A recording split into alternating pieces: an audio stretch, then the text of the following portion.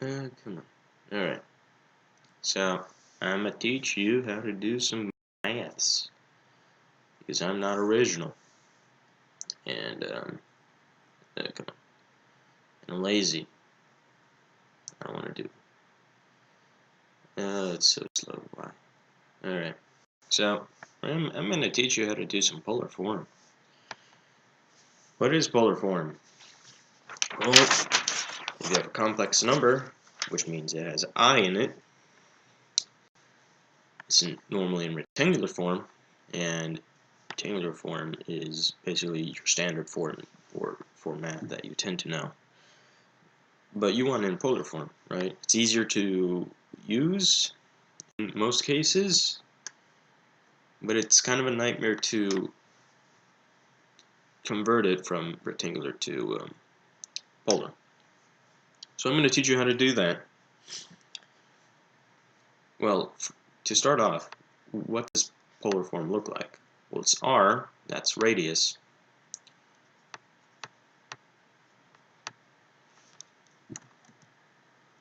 right? It's radius. Now you have cosine, theta. Now you know where this is going, right? It has to deal with angles and circles. So you've also got sine in there. That is what polar form looks like. I need to put the plus there. That's what it will always look like, no matter what. Can't change it. It's always going to be like that. That is what polar form is. How do you get it? Well, we're going to start with an equation. I'm going to start with 3 plus 3 square root I. This is how you get, this is where you're going to get all the parts for your equation. There's no I right here. First part you want is radius. How do you get radius? Well, you have to do this. You have to square root these two things right here. You got to do this. You're going to want to put this in parentheses. You square root it, right? Because if you don't, it's going to think, oh, square root this one, not this one.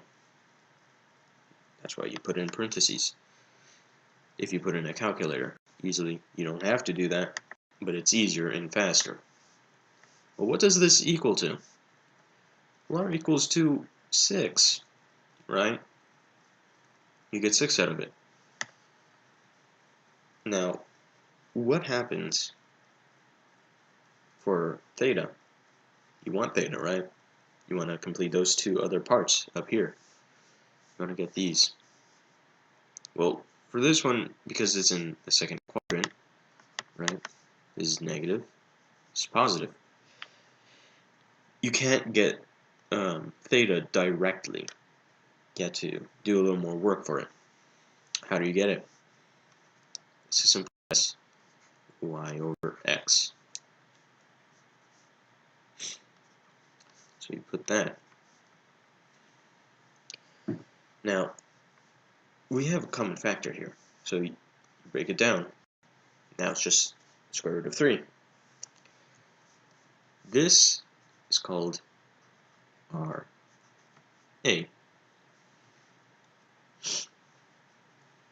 This equals 60 degrees. Approximately 60 degrees. Because this is in the second quadrant, you have to subtract 180. You get 120. That's theta. Now, when you get all of that, just put it in how it should be. Remember, because this is an imaginary number, this is complex, but it's got an imaginary in it. because that's what a complex is. It's got a real and an imaginary part. This should look like this. You have 6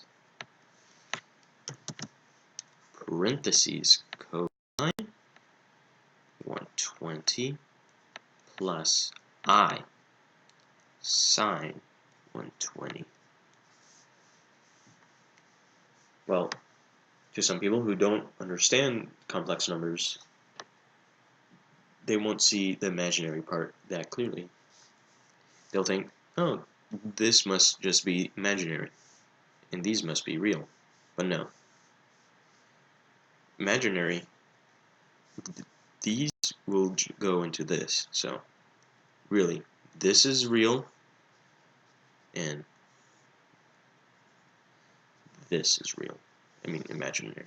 You would have this essentially. 120. That's your imaginary, really. This is your real. So it should look like that. Paper. So that's how do you convert it? Well, how do you graph it? Right? That's another thing you have to do. So taking that,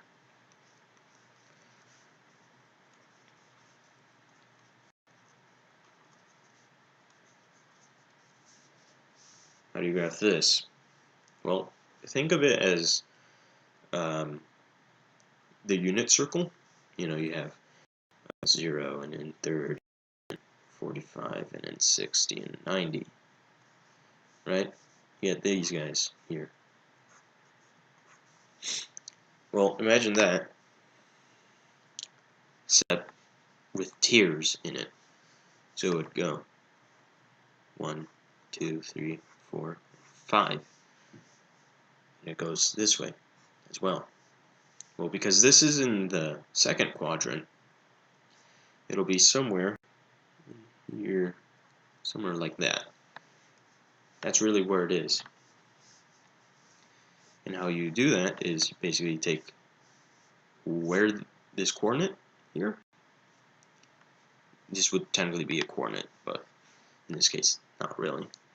So you would find angle 120, which is roughly here. So I would have to move this real quick. And you have to count out 6 of these guys right here. 1, 2, 3, 4, 5, 6. It would be here. That's how you graph it. That's how you would graph it essentially. Now, how do you do that? Well, it would have to be like this. 60. Well, not 60. How would it look like if you don't graph it? Well, this is polar coordinate. So that's 20. That's how it looked like if it was polar coordinate. This is polar form.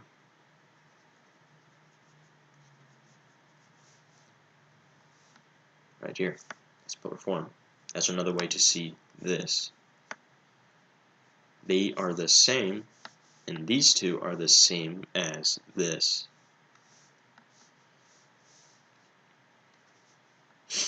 Which is this.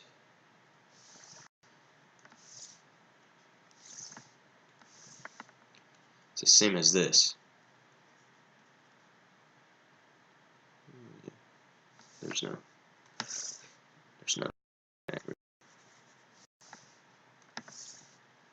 There's none of that, right?